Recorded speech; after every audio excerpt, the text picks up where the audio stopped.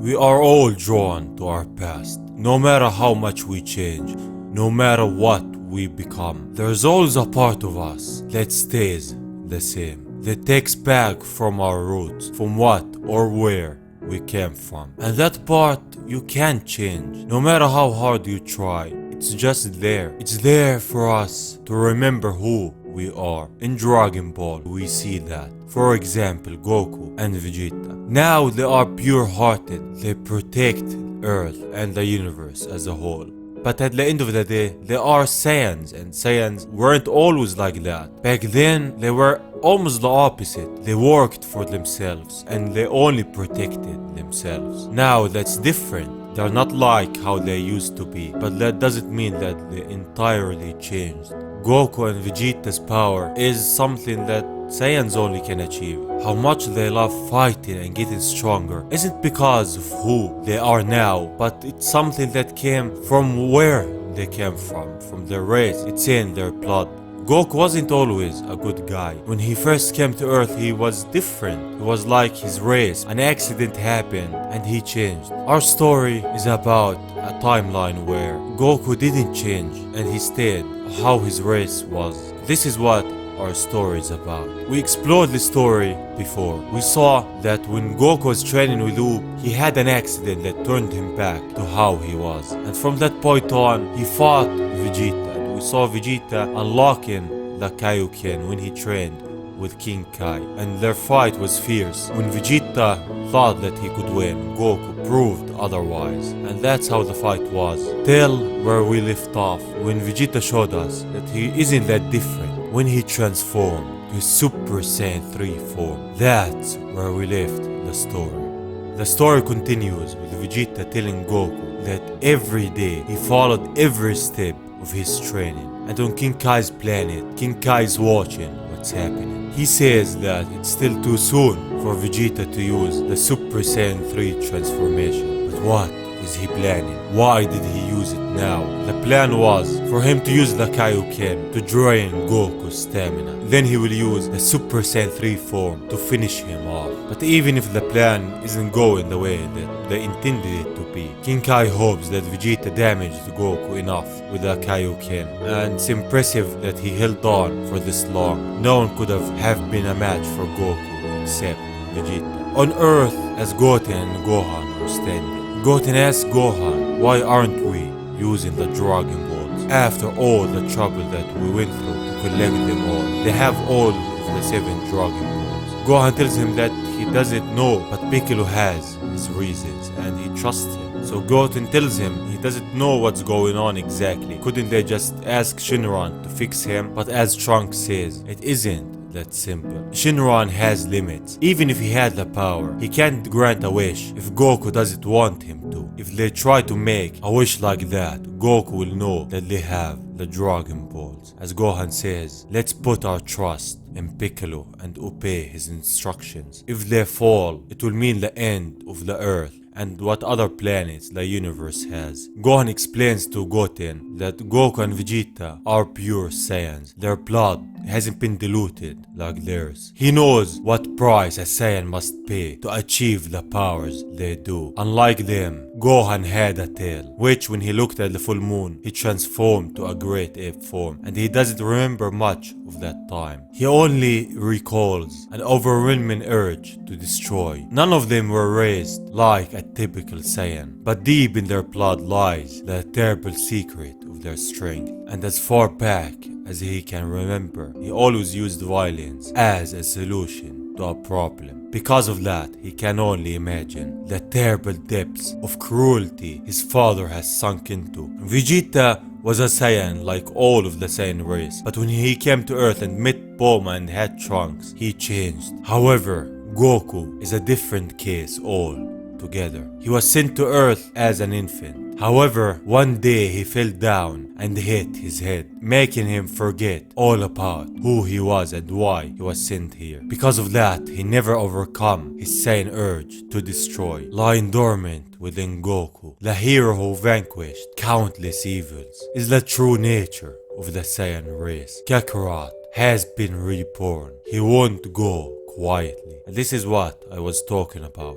Goku now became a Primal Saiyan, meaning he became like all his race, the urge to destroy and the urge to be better than all of them. This is what Goku became. In the battlefield as Goku and Vegeta are standing there, ready to fight. Vegeta charges energy in his hands and goes at Goku, but Goku dodges it and goes behind him. He uses the after image technique and then kicks Vegeta on his face, sending him away. As Vegeta recovers from the attack, Goku launches at him once more, hitting him on his back. As he smiles, he says he now will end this because he's stronger and faster than Vegeta. He's tough as expected, but still out of his league. Goku even figures Vegeta's plan about draining his stamina with Kaioken and then finishing him with Super Saiyan 3. Vegeta isn't that worried because they're at the same stage of transformation, and as he recalls, Goku never let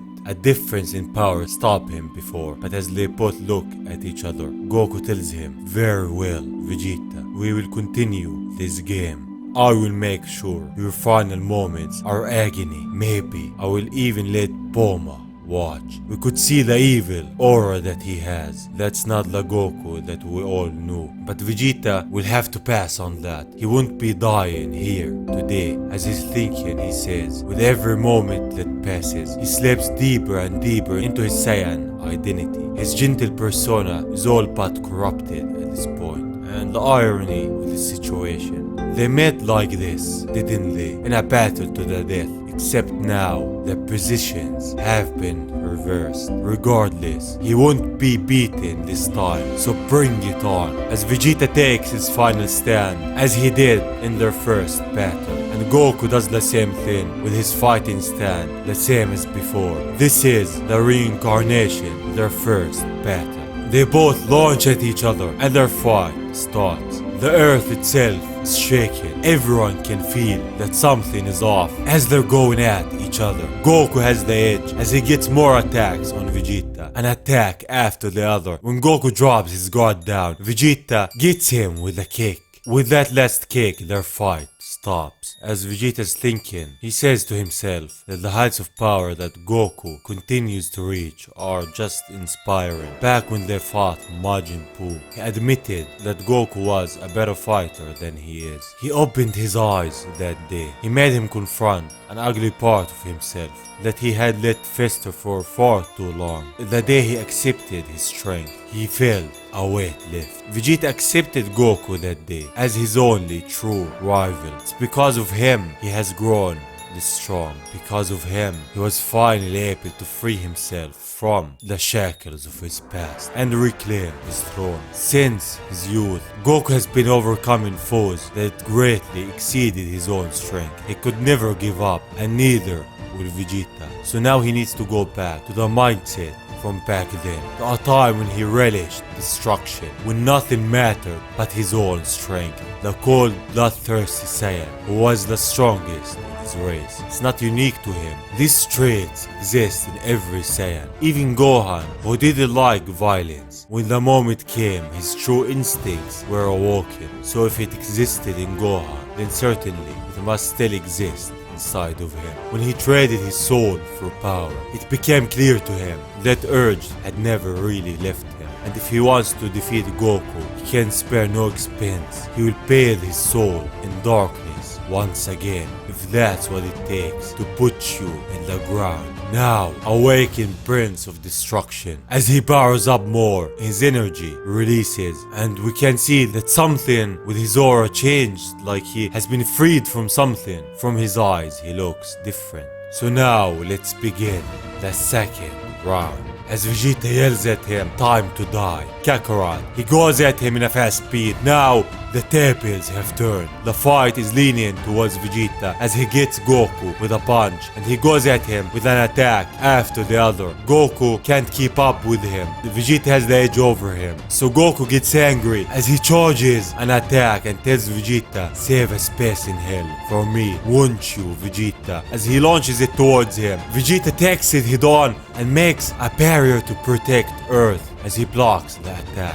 Goku with a bright smile, he says, I commend you for that move just now, but it seems rather wasteful judging by your face. He was hoping that Vegeta will last longer, but he can feel it. His ki took a massive hit from that period. Vegeta says not yet, as he smiles but in a face that shows he's worried. This battle isn't over yet.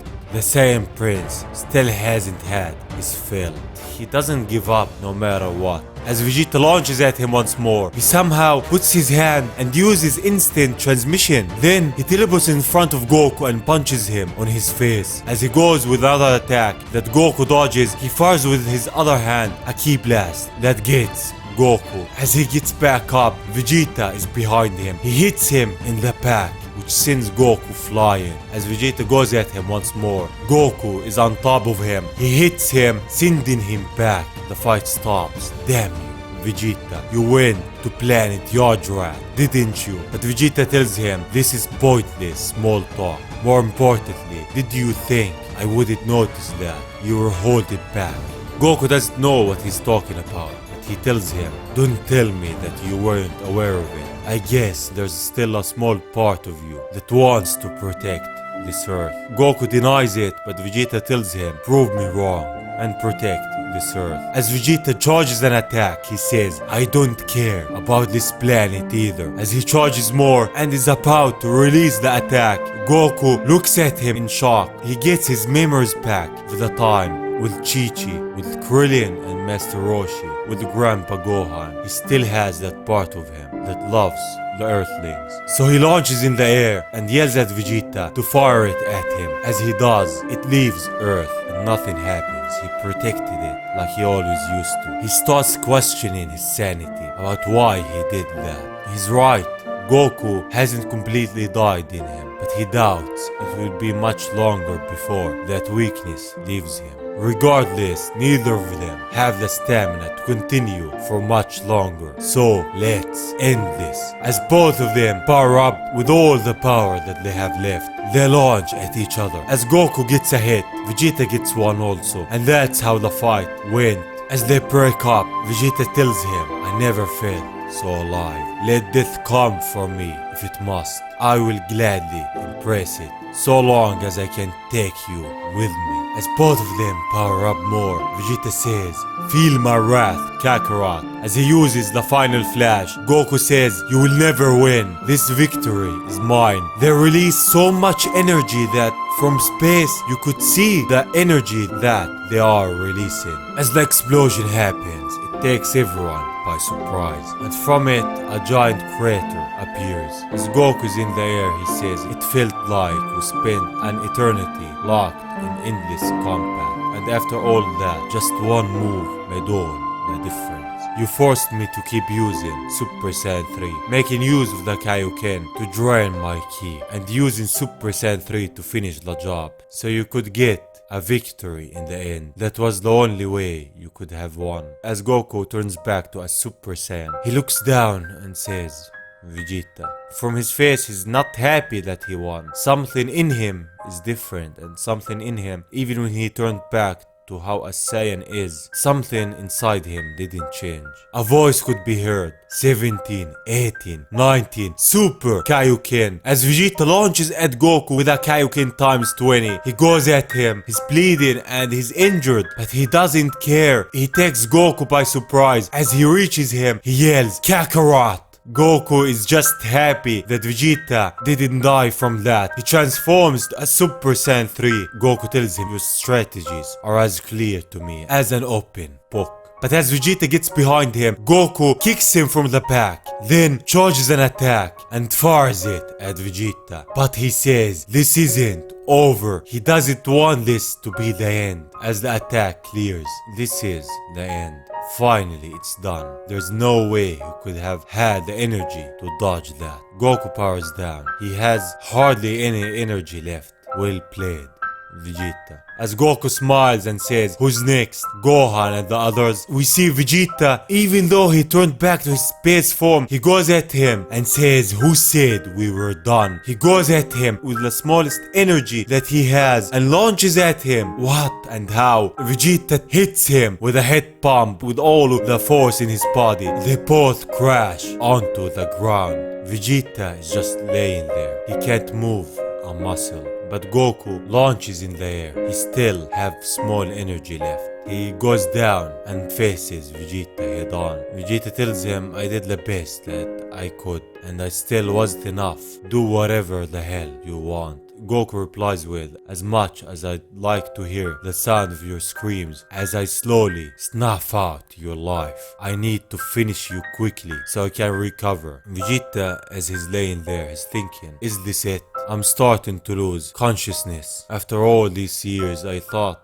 I finally had him, but it turns out that he didn't. As he's about to finish him off, someone is there. It's Boo. He tells Goku to stop. If he doesn't stop, he will get mad. Will Boo be enough to stop him? This is where we end the story for now.